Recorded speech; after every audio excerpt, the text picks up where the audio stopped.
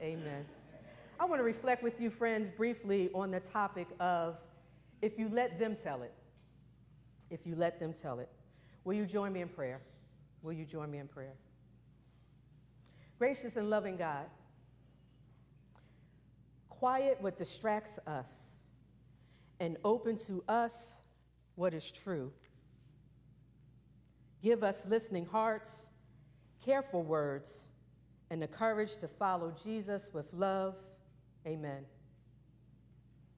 If you let them tell it. Friends, I always enjoyed when my parents would tell the story of how they met. I always loved it. Thank you so much, sis. I appreciate you. My parents would never tell the story of how they met the same exact way. Now, they agree on the basics. Mom and Dad agree on the basics. My mother worked at a five and dime store. Y'all know what that is? Yes. Oh, yeah. My mother worked at the five and dime store. My father walked past the store every single day.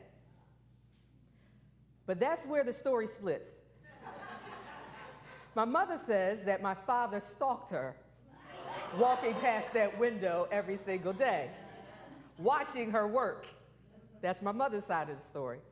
My father says that's not how it happened. It was on my way home. So, of course, I had to just walk by. My mother then says there's two sides of the street, dude.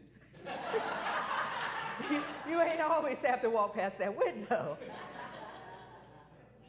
And my mother always ended the story the same way, and she would say, eventually, you came in and started talking to me.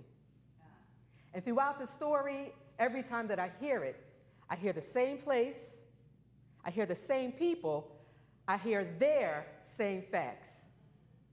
But depending on who's telling it, the story lands differently. And most of us have lived long enough to know that this is true. Who tells the story shapes what people believe. Because right now, I don't know what my brother and I believe. Who tells the story will shape what we believe. Today, we are beginning a new worship series called Risky Business. And over the next few weeks, we'll be paying attention to the risk that Jesus takes and the risk our faith invites us into. In the first week, today, Jesus is doing something that might surprise some of us. Jesus doesn't rush the moment.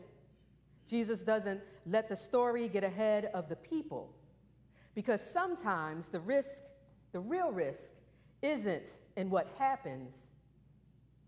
It's in who gets the microphone afterward.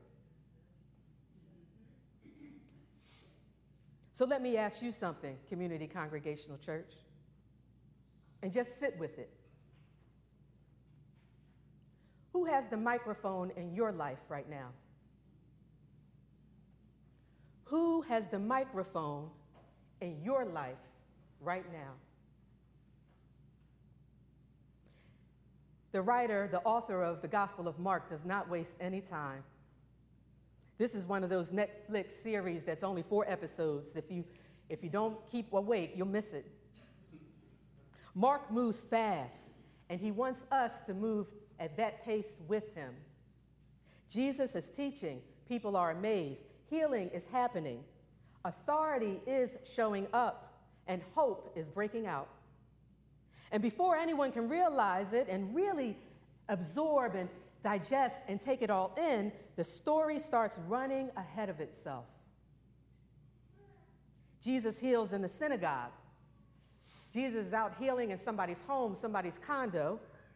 He heals people who already had labels. Thank you.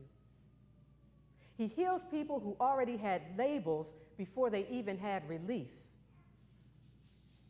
Bodies are restored and lives are being changed. And here is what Mark decides at this point to insert into our ear gates. Mark gives us this line, listen. He healed as many people who were sick with all kinds of diseases, and he threw out many demons, but he didn't let them speak because they recognized him. Jesus is casting out the evil. He knows the voices that could come to him.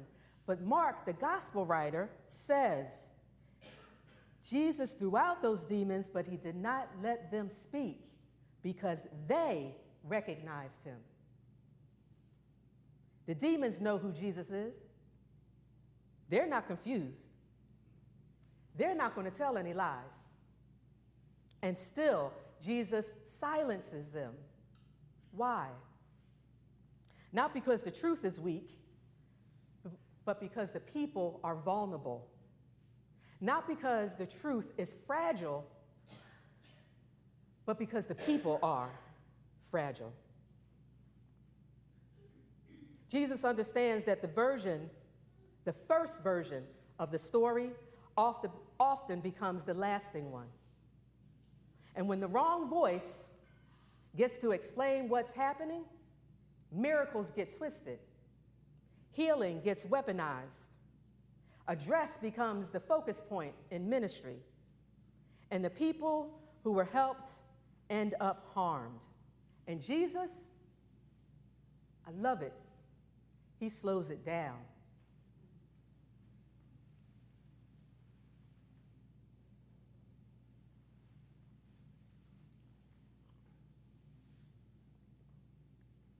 He doesn't stop the healing. He slows down the narration. Did you hear me? The healing did not stop. Feeding of the people did not stop. Paying people's salaries did not stop. Raising the children did not stop. Giving when you have the resources did not stop. Serving did not stop. He's just slowed down the narration. Now, let's be honest, friends. We live in a world where a few seconds of video can become the whole truth, right? A clip gets shared, headlines get written, opinions start to lock in. And some of us, we begin what's called doom scrolling, Pastor B. We just start scrolling. Whether it's Instagram, TikTok, Facebook, your neighbor, everybody, CNN, ABC, FOX, everybody. Because we got to know. And everybody is talking except the people that were actually there. And Jesus refuses to let the story get ahead of the people that are living inside it. And this isn't theoretical. Minneapolis knows this truth. Jesus knows this truth. And the folks in Minneapolis are blocks away from where George Floyd was killed. Once again, the city that is still carrying the weight of how a fast story can move and how slowly justice can follow. Minneapolis, our siblings there are grieving again. Renee Good, say her name. Renee Good, a woman, a neighbor, a human being killed during an ICE operation. Before there was space to grieve, before there was room for careful questions, explanations rushed in. There were multiple stories within minutes. How do you know what to believe? The narratives formed and meaning was assigned, and when powerful voices speak first, humanity is often the last thing that we hear. I think it wasn't until hours, maybe a day later, that I had even heard that she was a mother. Humanity often gets erased quickly. And again, family, this is why I love the fact that Jesus slows down the story.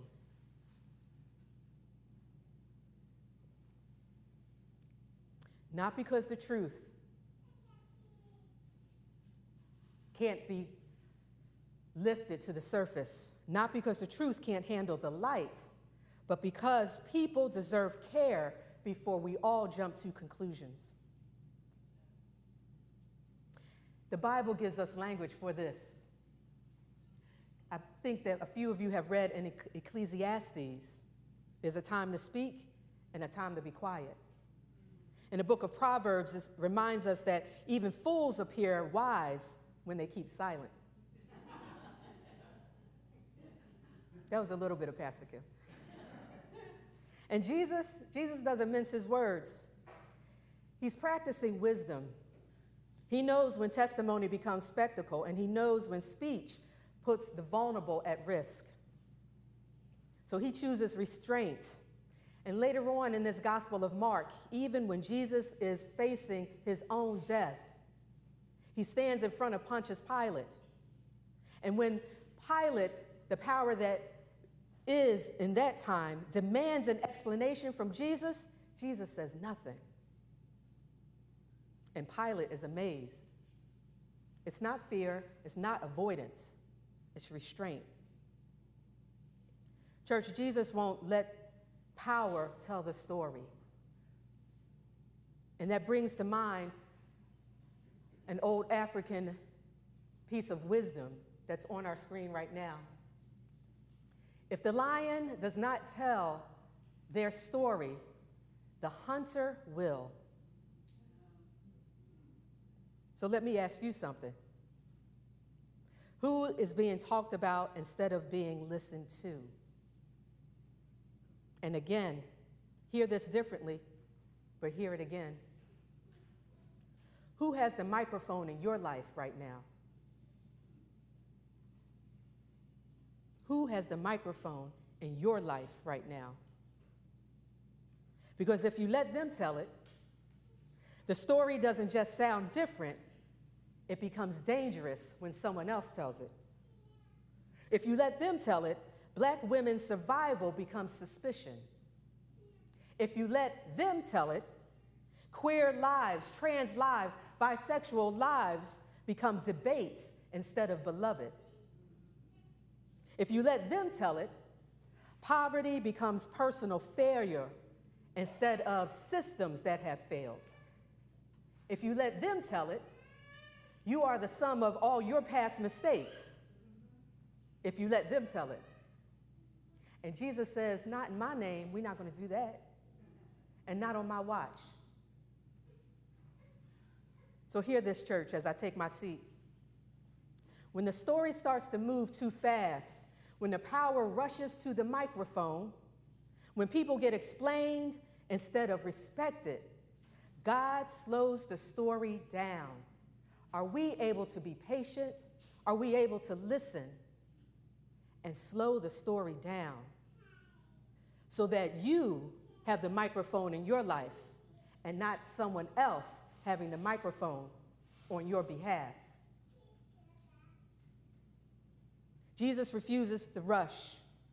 He refuses to accept that spin. And that same Jesus is still at work in us, Community Congregational Church, not asking us to be louder, but asking us to be faithful.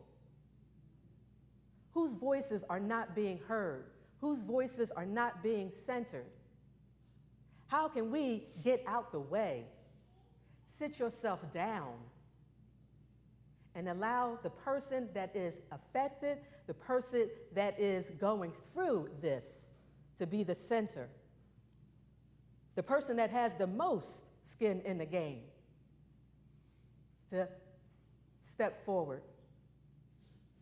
Faithful enough to stop repeating stories that cost people their dignity. Watching our words. We just went through a whole season of holidays. I don't know about you, but sometimes I avoid certain people because I don't want to hear that poorly said joke. I don't want to enter into that conversation. How do we protect our ear gates, protect our eyes, our hearts, and watch what comes out of our mouths so that our hearts are faithful to the gospel that God has placed upon us? When we slow down the story, friends, truth stands, dignity holds, and lives are not sacrificed to convenience. Friends, that is risky business. Amen, and to God be the glory.